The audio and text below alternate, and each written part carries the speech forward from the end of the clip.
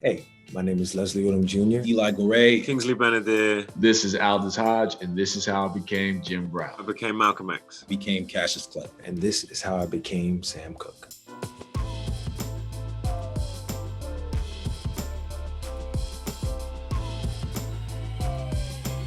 I remember when I was a little boy, my dad pointed out to me one time, the swan, little family of swans was grazing, or was slowly going like that across the on the water, top of the water. And he said, "Do you see those?" And I said, "Yeah, sure." He said, "So you see how graceful they look?" He said, "Underneath the water." I was like, talking about the amount of effort underneath grace, the amount of effort underneath what Sam had crafted, which was this unflappable, smooth, professional, sexy, appealing thing. There was great effort holding that all together and racking up those accomplishments. That is the strength of a vision. So I say that to say the thing that I learned most about him in my discovery, it's right there in Kemp's script. And as I went to do the research, I discovered, that's why he put it in there. Sam wasn't nothing to play with. Sam was a firebrand. Like nobody was pushing Sam around anywhere ever. So yeah, I wanted that side of him shown, not just that calm exterior that we know him for. Well, this is off to a hopping start. Whenever stepping into the shoes of someone who is real, you want to do your best to honor this person and respect their legacy and really celebrate what they've done. And for me, at first, I didn't know if I was up to the charge. I didn't know if I could be him. I was studying. I was like, can I be this guy? I don't know, right? So, I didn't know. But after the audition came around, the opportunity to audition came around a couple of times, I was like, you know what? Let me step into this, give it a shot, because there's a reason it's coming back around. So auditioned, and during that process, I really just looked at who he was. I studied as much information as I could when it came to videos and interviews, and studying his cadence and how he spoke and how he moved and even how he handled altercation. But mostly it was about understanding his mentality to really get into the mindset and the essence of, Mr. Brown. Nice, ain't it, Malcolm? Yeah, it's most definitely soothing, Cass. I started kind of working on the character a while before this film even, but I had another opportunity to do an audition for another film that I didn't get. So I was working on the character for a while, but I was looking for a dialect coach and a producer from a film I had worked on before called Race. I was asking her if she knew any good dialect coaches, and she introduced me to someone who introduced me to Trey. And we worked together from the first time I'd heard about the audition till I got to meet Regina, and then all the way through the shooting process. So it was pretty long. It was 9 months that we were just working 3 times a week for an hour and a half, and then when we were on set, probably even more than that, every day for about an hour. And we really nailed down the Southern accent, and he kind of helped me to understand the culture of the South and how that affects the voice and how that affects the perspective of a young Black man. I think that helped me really get into the skin and body where Cassius was coming from the roots. And then when we put everything else on top of that foundation, it just felt very grounded and very natural. So I think that's probably when I really felt like I had a handle on just the Southern accent. There was a phrase it was like a phrase that he says all the time too, champ. We're all coming back here for the champ's victory party. Don't be late. It never felt right coming out of my mouth. I'm the champ, I'm the world's champ. And it was just for some reason, it was just awkward for a long time. And there would be times when I would say it, and I'd just be like, did that sound right to you? Did that sound real or authentic? And then, after a while, it became more comfortable. But yeah, for some reason, champ, just many times, it just didn't quite feel right. I figure I better start getting my life story documented in my own words while I can. I think a really important moment was in the reading of it before I'd even attempted to ingest any of the language or attempt any of the dialect. It was reading Kemp's words and really trying to understand from an acting point of view, like what the function of Malcolm was within this piece. And then I read it again and I was like, the emotional undercurrent, his heartbeat, there was a vulnerability about him in the words that felt very unique. And I was like, God, is this an opportunity to kind of play or explore, Malcolm in a really different way? And then I started sort of investigating what the stakes actually were for Malcolm at this particular moment in time. And he was on a ban, and there was a real sense that he was being pushed out of the Nation of Islam, and that his days were numbered. I think he was beginning to understand that, and there was a real sense that his life was, about to be in real danger. I'm not sure if the death threats were kind of just starting to happen. The FBI were really up his arse, in a big way. They were onto him, and I think that was understanding all of that before anything was the most important thing. And Regina and I, when we jumped on the phone after she saw my sort of interpretation in my audition tapes, that's what we spoke about. We spoke about Malcolm and the father and the husband, and the vulnerability of his situation at this time was everything. And then it just, then it was just a pure joy, because I was kind of set free by lots of Dick Gregory's words on Malcolm.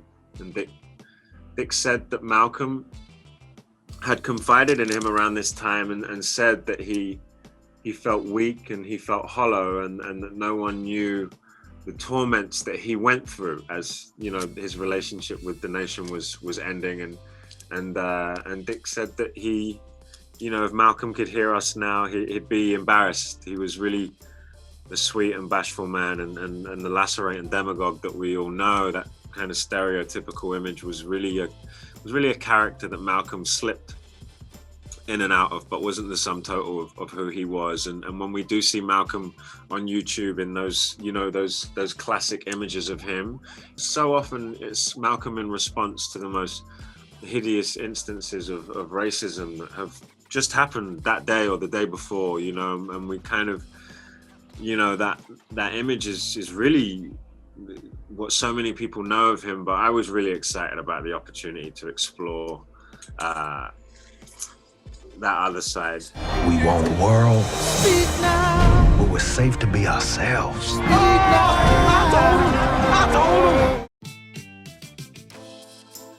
There was one interview, like I watched so many documentaries. So, Antoine Fuqua did a great one called What's My Name? And there's the Spike Lee classic, When We Were Kings. And I watched lots of interviews, and I've read books. Blood Brothers was the book that I went to that gave me a lot of information. But probably every day for at least 3 months, there was an interview that I found on YouTube of him when he's about 20 years old, before he had his first his first championship fight, on local Louisville radio.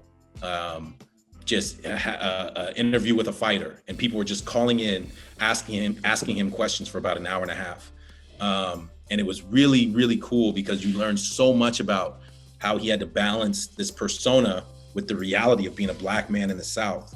And, he was just really, he was so smart. There was a moment, I was probably listening to it for about 2 weeks every morning before I realized that there's a moment where there's a KKK member who calls in, and I didn't realize it at first, but when you listen back, then you realize that he's threatening him in code.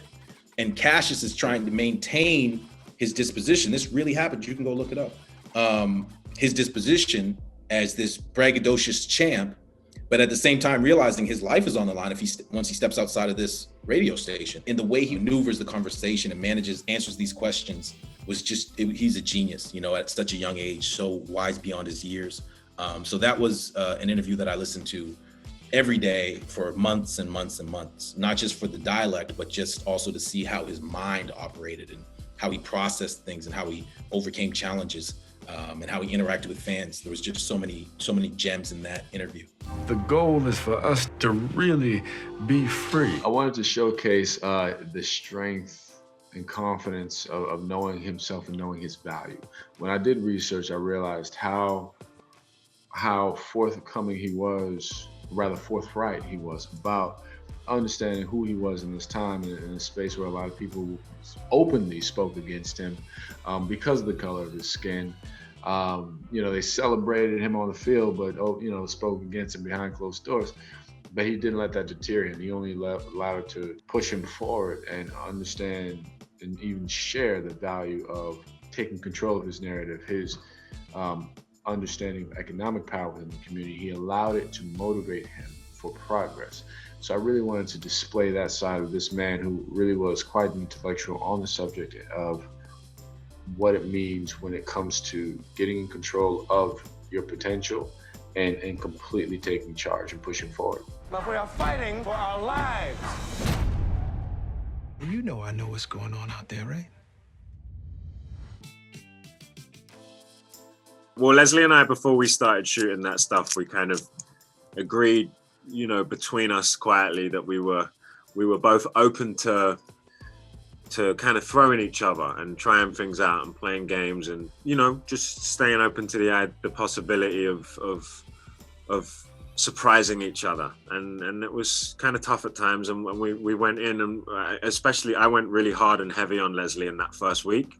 In that we shot that scene in the room first, and I sort of took no prisoners and laid into him relentlessly for a week. And there was something really interesting about that. It was kind of difficult and uncomfortable because we didn't know each other, and it was really the first few days of filming. But yeah, Leslie and I, it was a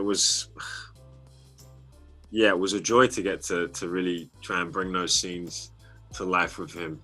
Everything's not so black and white like you make it out to be. I mean, the argument was all laid out for us in Kemp's beautiful script.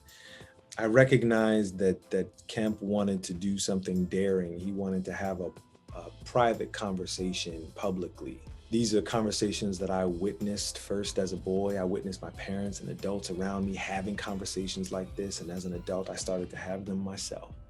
And there was something a little dangerous about this script. I couldn't quite put my finger on it, because usually the way that we push boundaries in film are, the usual ways I think are probably like violence or sex. It's very rare is a boundary pushed in film through an argument, through talking, dialogue. So I thought that was really exciting. And yeah, it's just I guess the age-old back and forth of is the only way to change things. There are people that believe you can only change things from the inside. And there's the other adage that says, you have to divest. You can't build anything worthwhile in your master's house, that you have to go and build your own thing outside of that. So it's a real push and pull. The only not fight that I had with Brother Kemp, but I remember, because Kingsley as Malcolm had been coming at me in that hotel room for days before I got to respond, just laying into me. And, there's really nowhere for that to go, for that tension to go. Until you get to respond, the tension just lives in your body. So there was this one weekend before I shot my side of the argument, and I was like, Kemp, I need more. You got it, because Malcolm has compelling arguments. He's brilliant, and Kingsley's brilliant at playing him. Takes the ball. Your record is gonna stand the test of time. For me, to widen out my face, I wore these plumpers, which I fit between my jaws on both sides, so it made it a little interesting to try to eat. But I had those in my mouth all day to speak and, try to give me a little round out. So, you kind of have to work around how you speak with that, because it's like basically having a weird set of braces. And yeah, they sometimes they painted on some of the scars, but I actually have some bumpy knuckles, so some of that was real. A good bit of that was real. And then I just had to, size up a little bit. I had to get in the gym a little bit more for him, because it wasn't a small brother. He was swole, so I had to get up in there with the push-ups. I'm confident in my skill set, but I a part of that confidence comes a little bit of assurance comes afterwards. While I'm working, I'm always maintaining the fact that I need to do the work, and I never get comfortable. So I never had a moment where I said, you know, all right, I'm in it, I'm it, this is it. You know, I felt like, keep up the work, never let your guard down, keep going, because you can do better, you can do more, you can keep pushing further. And that sort of repetition allows me to stay in the constant state of doing work, so I can keep practicing, you know, who he is. Oh my goodness. Cash. What's wrong, Cash? What? Cash, what? Why am I so pretty? I hired Trey personally out of my own. Before I had the role, I hired him as my dialect coach. I just said, I believe I'm gonna play this role. And, you know, and he, thank God, was like, okay, I'm on board, let's do it, you know? And so I was paying him out of pocket before I had the role for months. And then when I got the role, thank God they brought him on as the dialect coach for the film. And then he, you know, he was a blessing to all of us from then. But, you know, and same thing with the boxing. Like, I was training at Eastside Boxing Center when I was in Vancouver, when I would shoot on Riverdale. And then when I'd be in LA, I would go to different boxing clubs around LA. You know, there was a UFC gym out in Torrance where I worked with guys.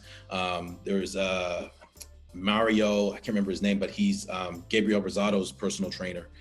You know, he helped me with my boxing stuff. You know, anybody I knew that knew anything about boxing, I would try to do anything I could to just pick up anything I could, because I knew I wanted to play this role. And then from when I got the role, I got introduced to Rob Sally, who, you know, did the fight choreography for Creed and for the Clarissa Shields story, and is, you know, a former professional fighter, a current professional fight coach, and was just phenomenal, and has been a wealth of knowledge ever since. All together, yeah. Yeah, no, it's a weird thing for actors, because we look in a script and you see something like that, a moment, and then, you know, Sam sings a change is going to come on Tonight Show. You're like, I want to do that. And then right on the flip side of you're like, but no time soon though. Like, make that as late as possible. And so, since this is about becoming, I'll say on that day, that was my last day of shooting in New Orleans. And Sam was never closer to me than he was on that day. And that is because the way I became Sam, the way that I found my Sam, was through the interrogation of Kingsley Ben Adir as Malcom X, through those relationships that I developed with Jim and Cassius and those, you know, my brothers on that set. They helped tell me who I was supposed to be. I was Sam in relation to these three other guys. Look at this view. I bet they're doing them for me.